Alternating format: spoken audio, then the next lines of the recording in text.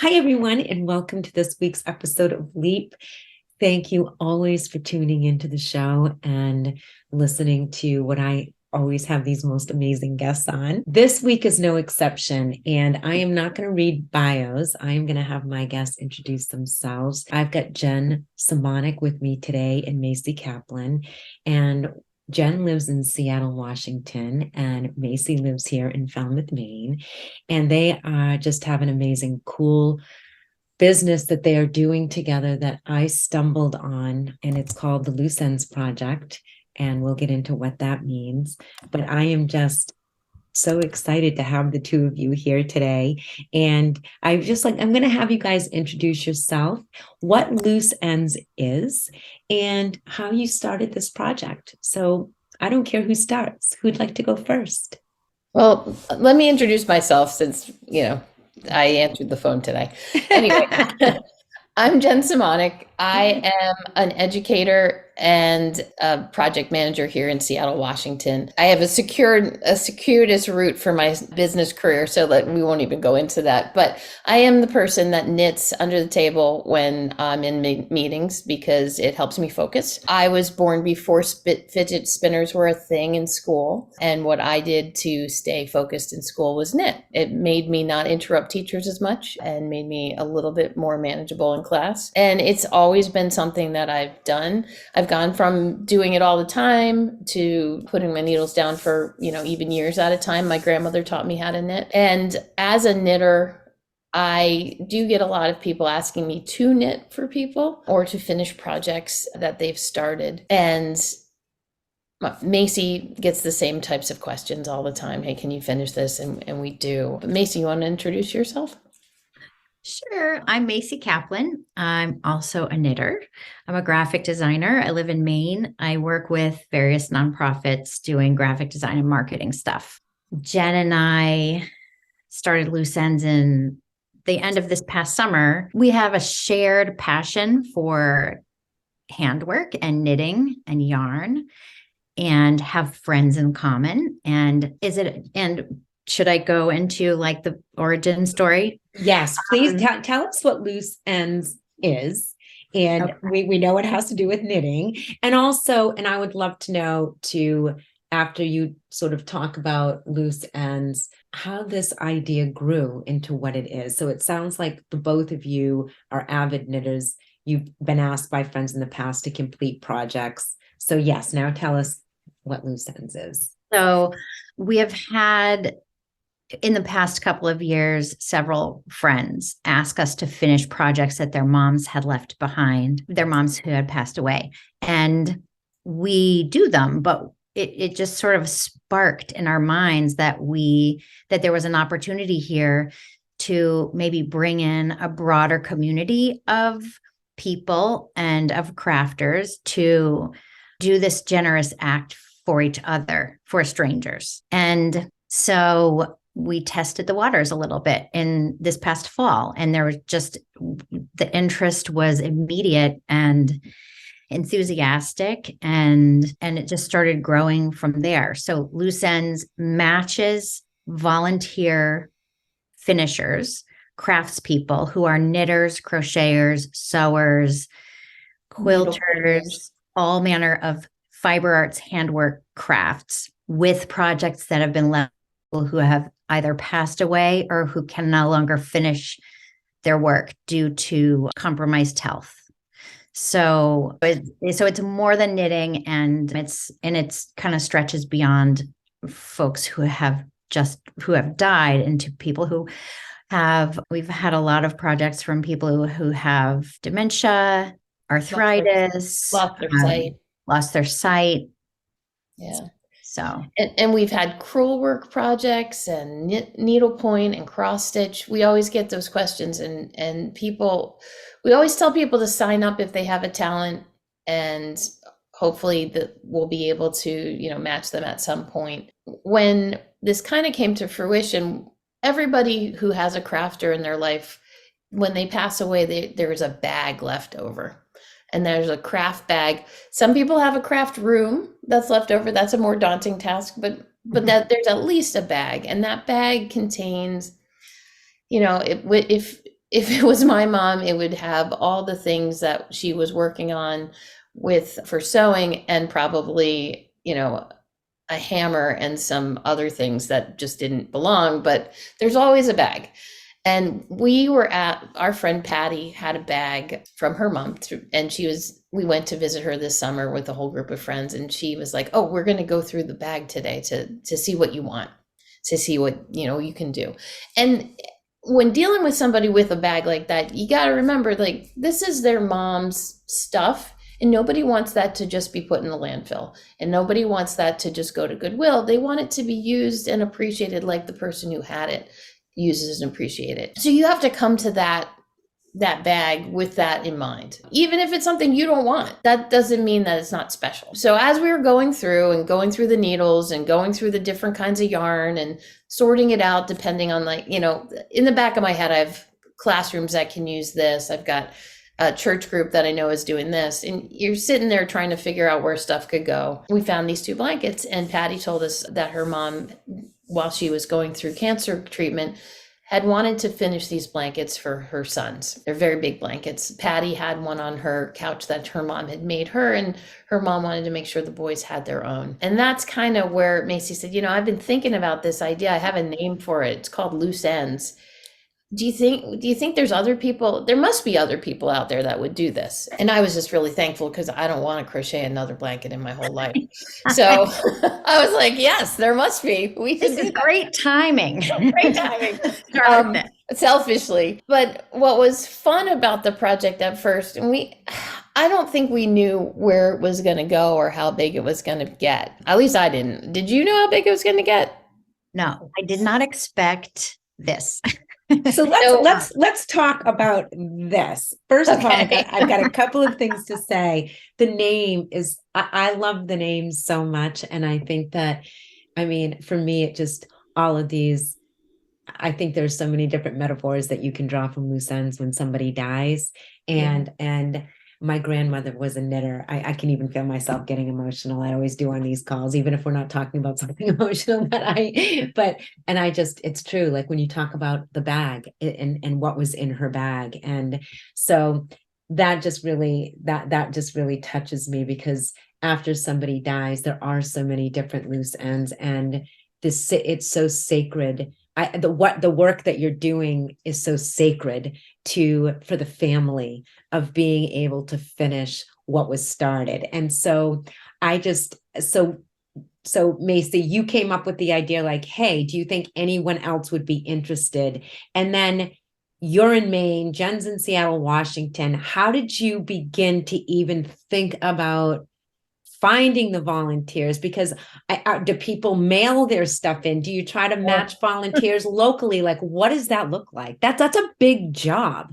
And it's just the 2 of you, right? You don't have a staff of people. No, it's just the 2 of us. We do have one lovely woman who's helping us with databases, who I've known for years, who was like, look, she signed up as a volunteer number 11, and she was like, oh, I see all these other volunteers coming in. I'm not as skilled, but I can help you with this. And I was like, God, that's more important right now. In terms of starting out, we set out the bones, and, there's things that we're improving as we go. But basically, we never wanted to get a project in our houses, because shipping is expensive, and it seemed like a double thing. Like, we get the project, we look at the project, we send it. We figured we could do all this through email.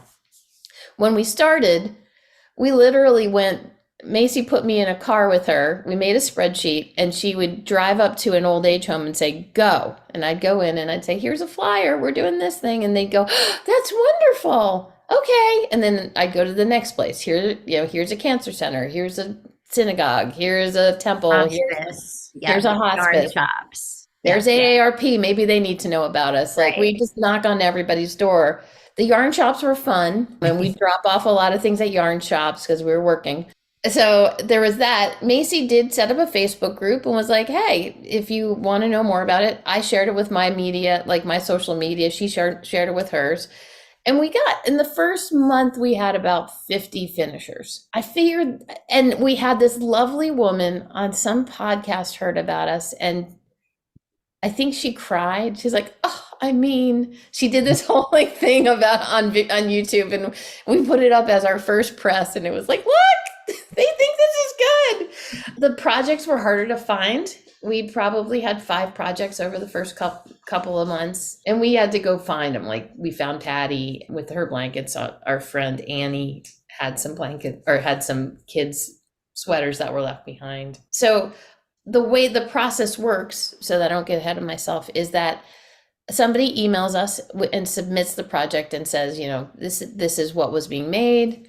This is what I think it is. These are the materials I have. We see some pictures of it. Sometimes it's like, it's a knitting project. And you're like, nope, that's a crochet project. Mm-hmm. And then we try and find somebody nearby so that it doesn't cost them any money, if we can.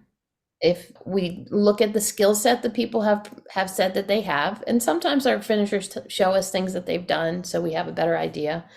And then we look at what they want to do. Because you might be an expert knitter, but you may never want to make a brioche Afghan ever again in your life, Right. So we look at those 3 things. We send them, and we send whoever we find that has that skill set, that location, and those inclinations. And we send them an email saying, hey, this is Patty's mom's blanket. This is what it looks like. This is what the scope of the project is. This is the pattern or no pattern. This is the materials they have. They're in this area. Would you like to do this? And if they say yes, we match them. And then we say, here, you two, make sure you send us a picture when you're done. Let us know how it's going. If anything comes up, let us know. And sometimes things come up, like someone gets into a project and is like, oh, this is much harder than I thought. And we'll help them through it, or we will send them, we'll get it back and send it to a different person to finish, which is no harm, no foul. You tried, that's okay. Never want anyone to feel bad about trying to do good, or to have doing good cost them an arm and a leg. That's not something we try to do. I actually, Masey, before you chime in, that's another question that I had in terms of product, and product meaning yarn or whatever it is that you're doing. I don't have all the language because I can't knit a stitch. I can't do anything when it comes to that. So Masey, if you want to speak to that too, because sure. You guys, this is all volunteer. It's not like you have any, you don't have a pocket of money anywhere, right? So that is right. So that's another. I'm currently unemployed, so that's always super fun too. Like, so wait, you're still looking for a job, right? I'm like, yeah, I am. Yeah. So everything is volunteer driven right now. Jen and I are doing this for joy. We have close to 7,000 volunteers in 37 different countries. Everyone has signed up because they felt called to finish a project for someone. So there is no exchange of money. That said, it does cost money to ship things, and that does lie on the project owners to do. So they have to ship, they have to be able to ship it both ways. Because we're able to match more locally, because we have so many more people now, we're able to be more local in our matchmaking. And a lot of times that means that people can drop things off to each other, and it's not so expensive.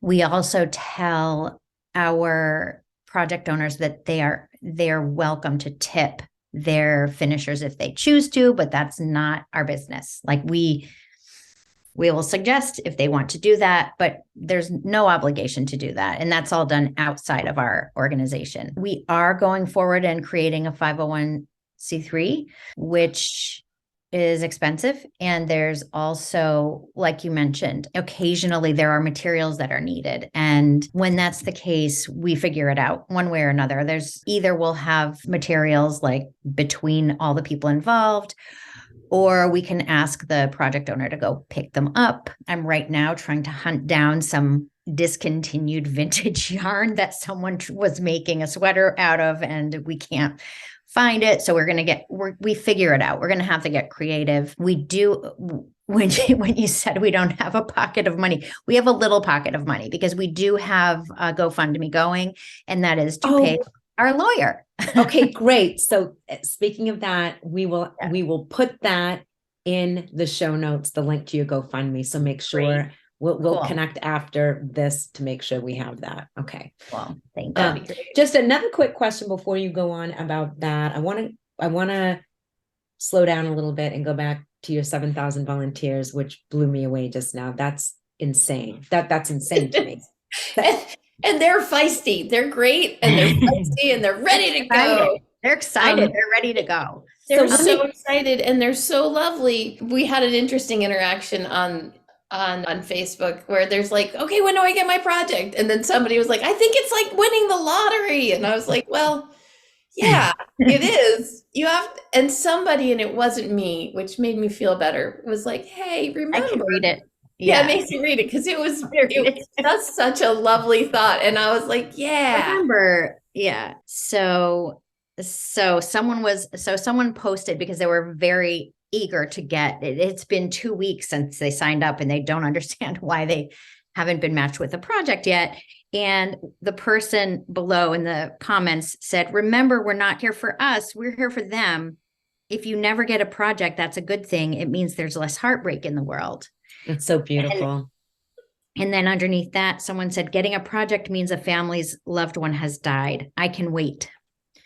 So I was like, be like Dee. Dee's amazing. Yeah. On the one hand, we really are excited about all of the people's enthusiasm. Like it's terrific. And it's just Jen and myself making these matches. So it is taking time. And we do have, we've matched probably 200 and we have about 100 more to go. Yeah. And they keep coming about in. an hour plus each. So well, let me just ask one question about the volunteers. So you've got 7,000 volunteers, and I can see through your website that people can submit, right? People can submit a project that they want finished, but also a volunteer who wants to get involved. Because they're all over the world, is there background checks done on these volunteers? Like for me, I always think safety first because sure. Yeah, no, we don't do background checks, but we do ask folks to share their Ravelry. Do you know what Ravelry is? I do not. It's the social media world for knitters and crocheters. Oh, okay. And you have an identity there. You have your handle and that's where you kind of post all the things you're working on. You can buy all your patterns there and keep them in a library. It's like the place. It's the place to hang out if you're into this. And so a lot of people will share their Ravelry handle so we can go check them out. Gotcha. And we have deleted finishers that we feel aren't necessarily real or just not in a good space to so deal do you talk to them? Do you talk to them like on Zoom or okay? No, we just delete them. Okay. we mostly, most of the time, if you volunteered to finish somebody else's project, you're coming from a good place. We are, when we offer somebody a project and we say, hey, do you want to do this? We've looked at what they said they can do, why they've signed up. We've looked at their social media. We've done an eyeball to eyeball check. They've given us their personal information, like their phone number, their email address, their mailing address, where they live, a photo of themselves, and a little bio. They write a bio. Yeah. And if you haven't bothered to do that, then we're not gonna match you, because that's like the least you can do is be open and share your information so we know where to match you. I'm just still blown away by the 7,000. I volunteered at the Center for Grieving Children for many years. And I just think about, they had a full-time volunteer coordinator. I think there was 100 volunteers. Like when I think about just the sheer number of the two of you trying to match people, now that you've got more press, are you getting more projects that are coming through your website? Do you feel like there's been a real increase of like getting the awareness out there that this is a service? We're definitely getting more. We have two things going for us there. We're getting more, which is great because we're excited to have our finishers have a project. But that's always going to be the pinch point, is that people don't always know what they have. Mm-hmm. When a loved one's left behind. So they are coming in faster. And especially after news articles hit, we'll get a deluge, and then it'll slow down for a little bit, but people will know about it. What I find interesting is it has started a conversation with a lot of knitters and crocheters and needle pointers. Our craft people are now thinking about what do I want to leave behind, and how do I want to make sure that it's taken care of? Macy is one of the few people I know who has a book with all of the things that she's made and what is on her needles now. And it's lovely because she knows, like, when I also get text messages whenever she goes on a long car trip and she's nervous. It'll be like, all right, Phil, this sweater's for Phil, but he's with me, so he might not make it. But if he does, give this sweater to him. And then, like, I know where to look, I know where to go find things. And now I've started thinking about it. And mostly I've just started to think about the stuff I pick up to make on a whim. And I'm like, okay, if something happens, don't worry about the Wonder Woman scarf. It's a pain in the butt. But you should remember that there's a sweater for Jake, a sweater for Jules, and a sweater for Spence, and I need those to be done. Wow. So, but it's making people think about that. Like, how do I want to leave things behind? And it also makes me think about, like, do I want to put that, novelty scarf on my needles? Is that something I want to do? Someone's going to feel obligated to finish it, and you may not. I mean, but yeah, but the thing is about doing handwork is that these 7,000 plus people, everyone is generous. Like, people have signed up to finish something for someone else, but even before that, even before this organization, crafters are always doing nice things for each other. Everyone's making things as gifts. I think I was looking up some stats this morning for something else, and it said something like somewhere in the 70% range of people are consistently making things for someone else. We see a lot of, here in Maine, we see a lot of people knitting for the hospital, for the NICU, for the Center for Grieving Children. Right. I mean, we would get bags full of mittens and hats and scarves. Yeah. Right. And that's partly because maybe people think that people need that, but I think it's just because that's the way that crafters express love. Yeah. And love needs to get expressed, right? And that's how you do it, in this tangible way. And I think that's part of why this has resonated so much with people, or why it does with me. When I'm making something for my loved ones, I have at least 7 things going at a time, and they're all very important to me. I need to let all those people know how much I love them, and that's how I do it. So if my plane goes down, Jen has to finish all of those things, right? You guys are going to make me start to fall. I mean, and I think the interesting thing that in talking to older people and talking to other people about this, it was not a surprise that all the people were excited to do it. And they are all like, oh yeah, my church group used to do this. We used to do this with knitting bees. We used to do this, but we've had 3 years of not being near each other. Yeah. And people, I knit a lot during those 3 years and sent a lot of presents to people and things like that. But, people are desperate for ways to help other people right now. There's so much bad stuff going on right now. And to be able to sign a form and maybe be able to make somebody's day by finishing a pair of socks, that's an easy task to do. And I can understand why they're excited about it, because it's something they love to do anyway. And, they're going to make somebody smile at the end of it. So I'm not surprised that our crafters have been so generous with their time. I have been overwhelmed by, like, there's now a group of men who have sent in things saying, do you do woodworking? And I'm like, oh my gosh, the logistics of getting a cabinet to a different state. Like, I don't know how to do that. But it's the same exact sentiment. It's people seeing the value of the thing that was started and what that would mean to another person who's a stranger to them.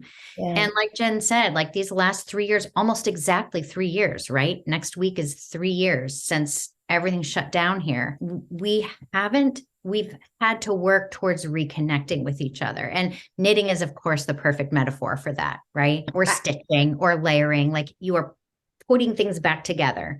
And we have all been lonely and separated, and isolating and people sick and scared of each other. And, now that things are changing a little bit, I think people are like ready to just connect again. Yeah, it's been really amazing. And then, the process of putting these matches together is time consuming. And it is a lot of like following up with people. Like, okay, I sent this out, and looking at a spreadsheet and going, I haven't heard from this project in 2 months. I should probably find out what's going on. Or, oh, I connected these two, but I don't think that the project owner wrote back. Like, there's a lot of mental stuff like that's going on. And, as we scale, we're going to have to figure out how to make that process a little easier. But I don't know if I want to take the people part out of it, because one of the things I am noticing is how kind and how empathetic our finishers are. When they do get a project, they're excited. And the words I almost always hear is, I'd be so honored to take on this project. And we hear questions like, what would your mom have wanted this to look like at the end? And let's talk about how it's supposed to fit, or what it's supposed to look like. There's just a lot of care. I used to have my phone number on the flyers. I hope that it's not there anymore. And I would get these random calls during the day from people who had stumbled into a yarn shop with a project that their loved one was working on. And some of these are, grandma made this blanket. I actually had someone say, when I was like, oh, it could take me a little while to match you. And she's like, grandma's been dead for 30 years. It ain't going anywhere. Don't worry about it. And I'm like, yes, okay, great attitude. We still want to finish it. But then there's some where, there's different stories involved that are a lot more tragic. I mean, any death is sad, but, a death of somebody who might be younger and had more, hadn't been able to live their full life, those can be really sad. And you just hope that everybody can be really careful. And 201 people have been really careful. It's just a really good reminder of I get a little choked up. Yeah. But how good people are. Yes. We don't get to see that every day. We get to see just crazy stuff that people do to each other. And there is an innate part of all people that is good. And I think that we're lucky enough to see that every day, which is just amazing. It's pretty great. I feel so lucky that we get to see this, because you're right. The news is a big bummer. Oh, man. It is. I've got several notes that I have scribbled, because so much of what you guys are talking about is why I have been in this field for as long as I have, because the human heart is just so beautiful and pure, and our essence is love and light, and then our egos get in the way and are hurt, and it comes out all of these different ways. And when we can tap into the name of my new company is Rock Your Shine, and the idea is when we help people to move their pain, we can show up as the highest and grandest expression of ourselves. And I think something that you said, Masey, that really resonates with me is that and something that I've thought a lot about over the years, but when we can align our passion with our purpose, that's where we can really make magic happen. And I think that and I think that something like this is such a beautiful example of that, when you've got people who have this deep passion of their craft, and they can align that with with this purpose of helping people in some small way around the death of a loved one. That's magic, right? That's miracle. That's where miracles come from. It feels small, but it can be so gigantic in someone's world. And the other thing that was coming up for me was quilting. I'm imagining you guys finish quilts. Is that true, that you also finish quilts? Is that part of the... So quilts are tricky because they're so big. And they are a lot of work, and they can be really expensive to get the materials to finish something. So we've talked to quilters, because neither Masey nor I are quilters. Masey has actually finished a couple of quilts, I believe you've sworn off of them forever. I love quilts. I do not like making quilts. I would love someone to make me a quilt. I do not want to ever Well, make the reason I'm asking is my sister-in-law is this amazing quilter, and I was just going to tell she's so- retired now, so that's why I'm like, ooh, maybe I'll get Yeah, we do. 7,001 people. We do take quilters, but there's different, what we've decided and what the quilters we've spoken to the quilters have spoken. And what the quilters have said is, we will piece together your quilt top that did not get finished. We will mend a quilt. We will finish putting a binding on the quilt. If you got a baby quilt, we might even back and put batting on that and quilt it. However, they will not take a quilt top that's finished and put backing and a quilt batting and do the quilting of that. Most quilters these days use a service called a long arm quilting service. It's a machine that people buy. They can be upwards of $35,000 to own, which is, a house, down payment on a house. And a lot of the people who buy these things, they have loans on them, and they use them. They finish quilts to pay off the machine, and it's the business, the cottage industry that they've gotten into. We have had exactly 6 long arm quilters sign up to help us, but that's not a reasonable ask, because we would probably be able to keep them busy with a quilt a day for the next 2 years. And that's not fair. And No, it's not right. it's too much. And you're right. ask. It's super time consuming. I mean, Well, once you get it on the loom, you push a button and it's done. And quilting guilds will finish their quilters projects. There is something called Quilt As You Go, where there's people who have squares that they have they do the whole thing and they quilt a little piece at a time, and then it all has to be put together. We have somebody who's doing one of those, but we have to say no to quilt tops, but we have some things on our website that send those people to people nearby that will do it for them. We say yes to quilt tops. okay, Yeah. quilt tops. So what's the vision, you guys? What's your vision? What's your grand vision? I mean, you're talking about a 50c3, so you're gonna be a nonprofit. Yeah. So Jen and I haven't talked about this yet. Jen, should we? I mean, we have. Do you want me to tell you my vision? I can share the vision I have for you, listening to you. I'd love to hear everyone's vision. This would be great. Actually, that's where we are right now. We did not expect this to get so big so fast. We're thrilled about it, and it's fine. Like, it's good. It's not like this is a baby carriage rolling down a hill. It's really, everything is fine. But we do dream about better technology that might be able to help with, and some of it's getting built right now. But so when we think about what do we want this to look like in 5 years, maybe, I think that we're going to see a lot more projects coming in outside of the United States. I mean, we have some right now, and we have some in the UK and throughout Canada and Australia. But we actually have finishers in lots of places. And so I think what we're going to start to see over time is that we see more projects coming in, and we're able to very easily match them regardless of where somebody lives.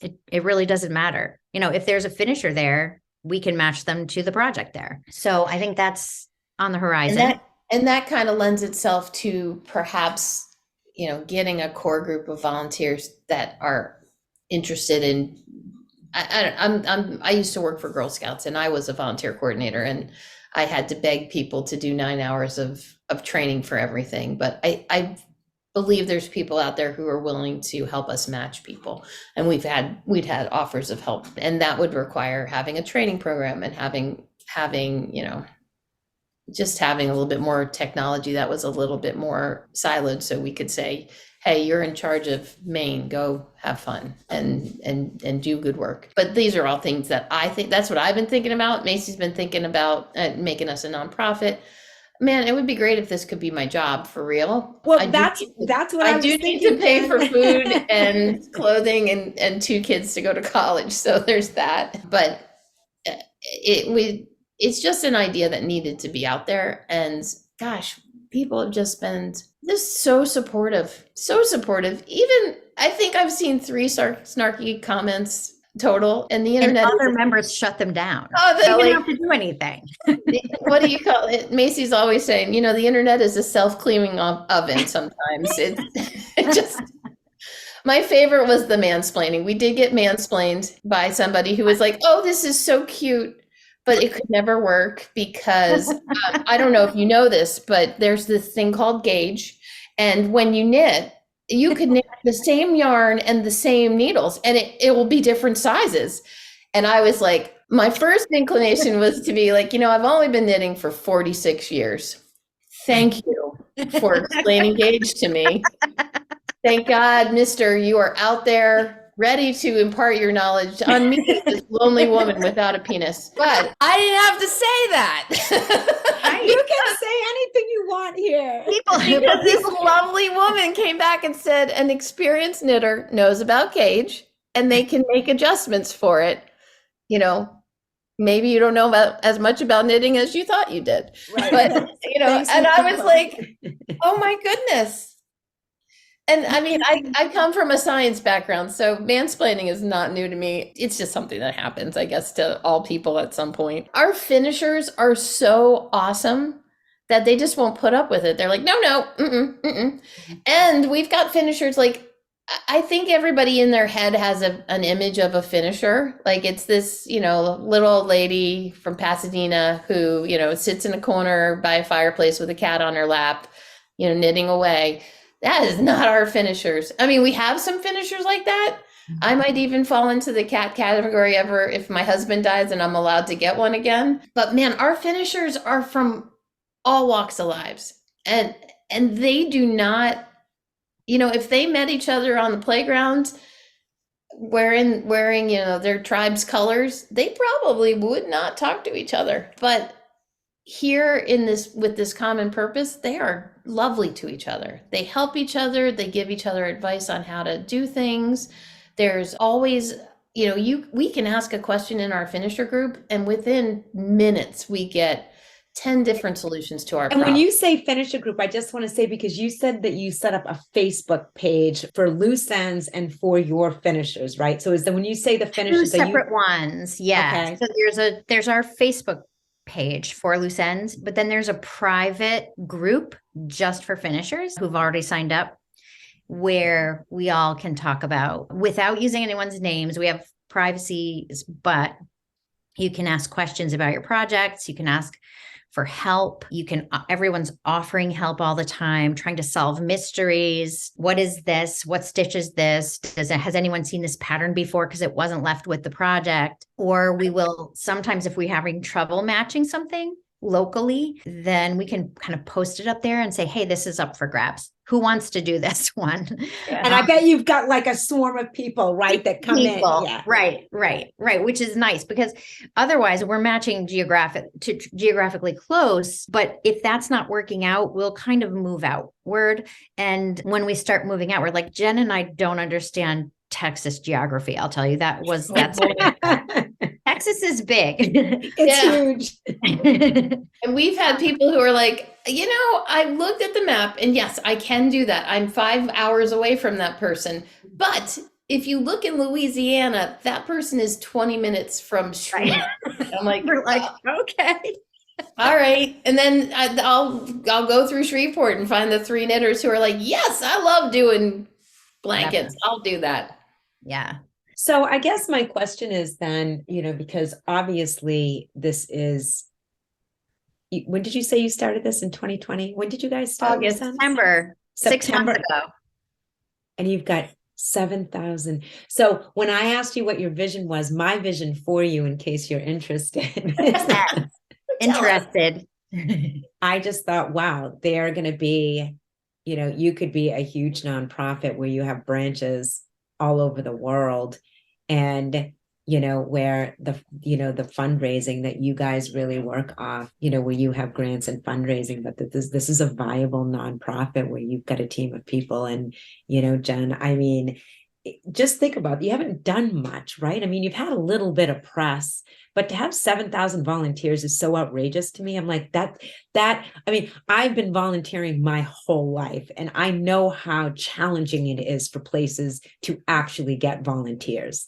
And so, first of all, I just want to, like, the words that come out of my mouth are congratulations, because I think that that's incredible. Seriously, like, unheard of in 6 months. I mean, and then really this gives you a tiny little taste of what is happening here and the way that this is taking off. And so when you said that you're going after the 501c3, where are you in that process? Are you just starting that process? Because I know it takes a while. So you're at the to lawyers, and now we need to get our ducks in a row and get a board together. And right. Okay. That's where you are, getting your board of directors we're together. in the very beginning, but I think that I like your vision a lot. And I agree. The thing is that I've worked for nonprofits too, my whole adult life. Right. And volunteered for them. Do public schools count as nonprofit? Because I've worked.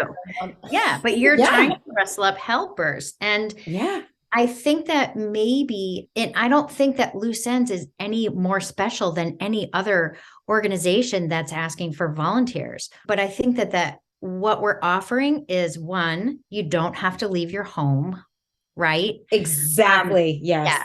Two, you're doing something that you already love to do, right? You don't have to learn it. You're not learning something new. You don't have to learn it. You're not showing up to do heavy lifting somewhere, which we've all done. And I think everyone should do that. Everybody should definitely go to a food bank and put some groceries away. Yeah. Yeah. But I think that's part of why this has been growing so quickly, is that the obligation is a pleasure. And also the reward. Unless they get mohair, they could get mohair. And the reward is a tangible thing. And that tangible thing is going to a human being that and that whose life is going to be better because of it. And I think that's maybe those are some of the reasons it just came to mind. I haven't thought about this before, but why has this, if I didn't help start Loose Ends, I would volunteer for LooseEnds in a heartbeat. I would too if I knit. I would. This would be a perfect. Or spin. I don't do any of those things, but right. But if I did, I think that you just ticked all those boxes. I think that it's all the things, like no training. What I said earlier, when you align passion with purpose, you can really make magic happen. And I think that's what you guys have done. It's this niche that gives people, because one of you said this, that at our core, human beings are kind. And I think people want to give back, and often they don't know how, because it's time consuming, because they'd rather give money, right? I know people who give money because that's their way to give back and to donate. Mm-hmm. And so time just seems to be this thing that is of the essence for people, where they're always looking for more of it. They've got families, they're juggling. And I think crafting, they're going to do that anyway, right? Why they're right. Exactly. So they're going to do it anyway. They like to do it. We don't put any time pressure on any projects. Yeah. So if so it's really a conversation that the finisher can have with the project owner. How long is this going to take? If the finisher says, this is a big blanket, I'm going to take my time. It might take me a year. Sure. I mean, it wasn't going to get finished anyway. We've only had one, maybe two, maybe Annie's two, but only a couple projects where there was kind of an urgency to the timing. And that's because it was for a little baby who would outgrow it. Like, so the other night on the news, that little boy that was running around in the sweater. I mean, if that had taken another year, that might not fit him anymore. So, but for the most part, it's a low barrier to entry. It's brilliant, actually. And so along with my vision for you, so you've got this volunteer end. But I'll tell you another piece that I thought, eventually, let's say in 5 years, when you are this, nonprofit, could there be a service line where, because what I was thinking when my mother died, I wanted to find somebody to make a quilt out of her clothing, and, where you can pay for that service, right? I can hire somebody in Maine or somewhere to actually make this quilt for me or whatnot. So that was just another thought that I had, and I know that when my friend died, my friend was very young, had two small daughters, we wanted a quilt made out of her mother's clothing too. Didn't know where to go, didn't know how to find anyone, so these clothes, my mother's clothes, for example, are still sitting, I'm going to cry, are still sitting up in my attic. I actually have somebody for you. I know a woman who does that. And there are many people. I'll send you her. She's in Nevada, but she'll do that for you. And she will take them and say, you're not going to get any of these back. So if there's anything that you want, hold on to it, because I'm going to actually rip them apart to make the quilt. But I know somebody, I'll give you her name afterwards. But one of the things we have been finding is as people contact us and say, hey, I've got, a storage closet of knitting needles, I'll drop them off at your house. I'm like, no, I need to stay married. But we talked to our great finishing group and they were like, you can send these things here in Alabama. These are where you can send it in Oklahoma. So Masey's mom took all of those resources and put them in a spreadsheet for Masey so that we have it on our website. So when people do say, I have the bag and I want to donate it, we have places to send them. So we can just be. Senior centers always want it too. Anyone could. I mean, we do have I think we have a nice and a growing list of organizations that will accept donations, material donations. But Jen, schools and senior centers all love that stuff. Of course, it's expensive to buy. So it's really nice when people can drop it off. Yeah. But there's also I can't tell you how many bags of yarn have been driving around in the back of my car waiting to go to the right person, and it's nice that there's actual resources out there that are begging for that stuff. They want to know where it is.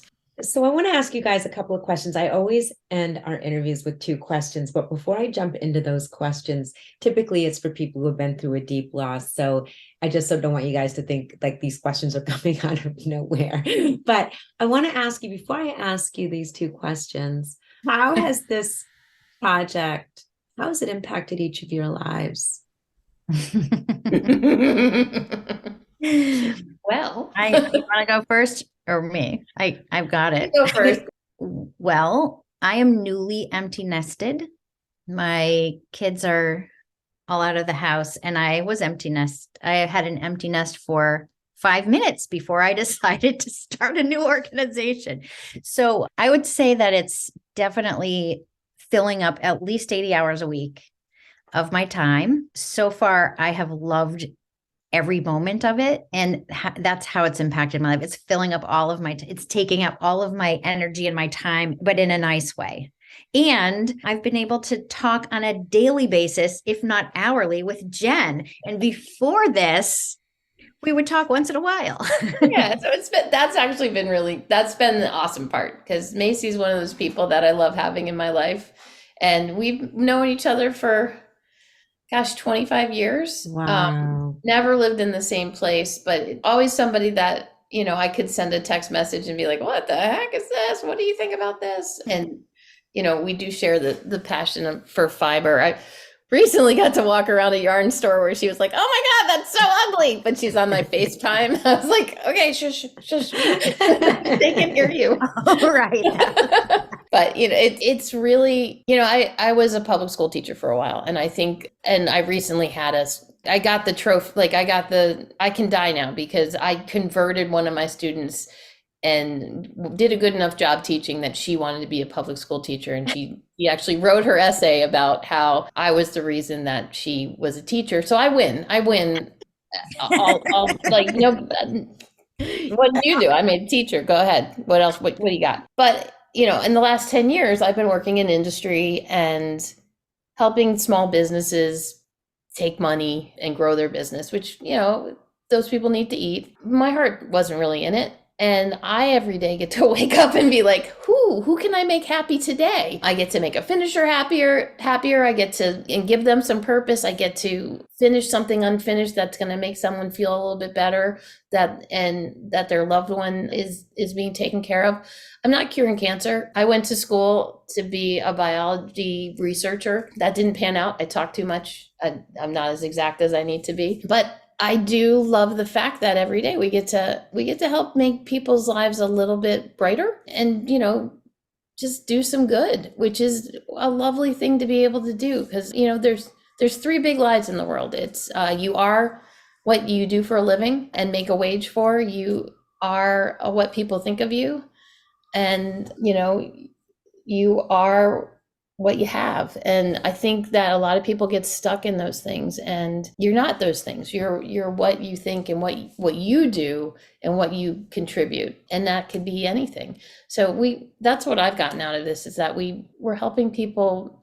What the lady at the local bookstore said, you're filling a crochet blanket shaped heart of space that's left in somebody's heart. I was like, oh, that's adorable.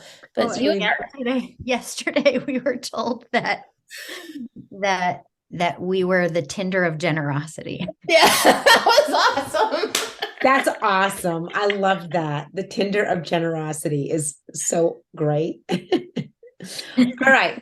Actually, I'm going to skip one question. I'm just going to end on this other question, because I think that asking you how this has impacted your life takes the place of the other one. I want you to finish this sentence. Masey, we'll start with you. Hope is. You know what? I would say, if I think about the definition of hope, it almost feels like it doesn't mean the exact same thing as optimism. But if I think of it as optimism, I think it's the difference between being able to attempt to try something that might fail or not. And I think it's having the optimism and the courage to just go for it. And, as long as no one's going to get hurt, kind of have the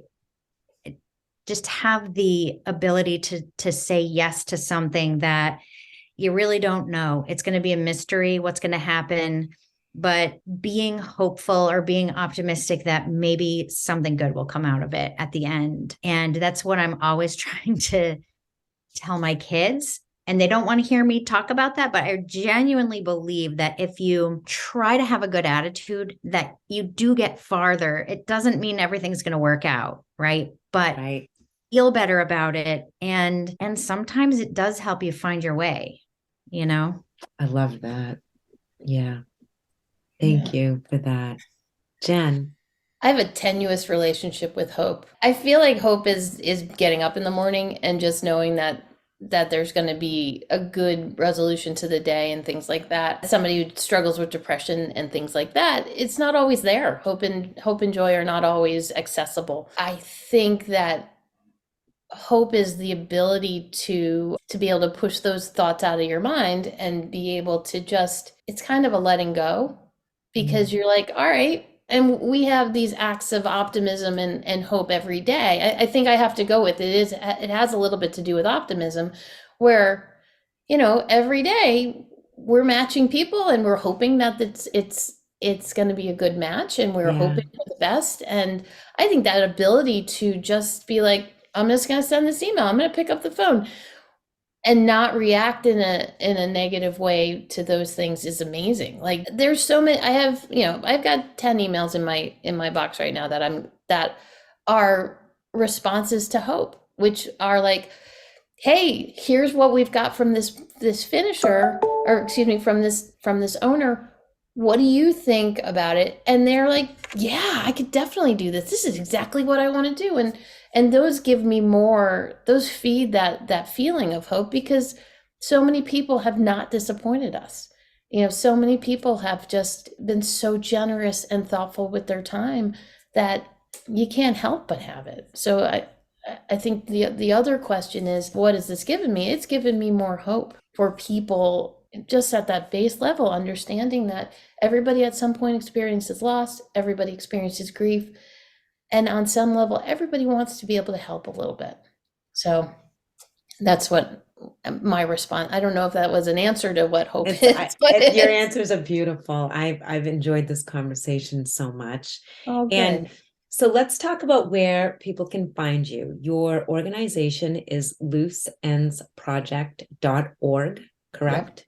And your emails are there, how to submit, if they want to get involved as a finisher, that's on there as well. Your GoFundMe link is there a way to find that easily? I want you guys to send me the link and we'll have it in the show notes, but is there a name for it or anything where people can find There's a it? donate button. There's a donate button on the website that takes people right there. Oh, perfect. Oh, Yeah. it's on. Okay, fantastic. That's And there's even easier. also an FAQ page, which we keep adding to, that kind of lays out what we do, what we don't do, how we can help, what, can we do this tomorrow? No, probably not, but we'll get back to you as soon as we can. So all those little questions you might have are definitely in the FAQ. And if they're not, we'll add them.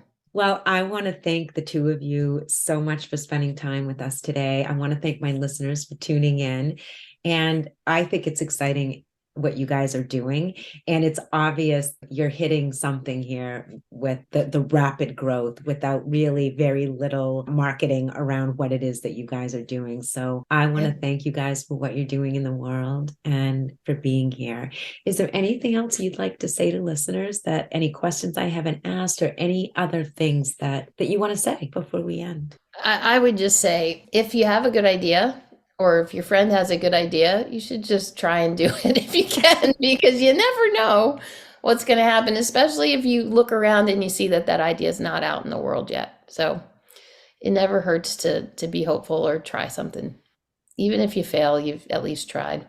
Yeah, that's wonderful. Masey, do you have anything else you'd like to say? I don't think so. Just thank you for having us. This has been really fun. We've had some interviews on news, but this is sort of the first time we've had a nice casual, open conversation. I think it's really nice. Yeah, Awesome. it has been really nice. Well, you guys are pretty easy to interview. All right. Well, I'm going to say goodbye to our listeners. I love you guys, and we'll see you here next week. And Jen and Masey, good luck with your project and your 501c3. And hopefully I'll get to talk to you guys again. Thank you. Okay, guys, bye for now.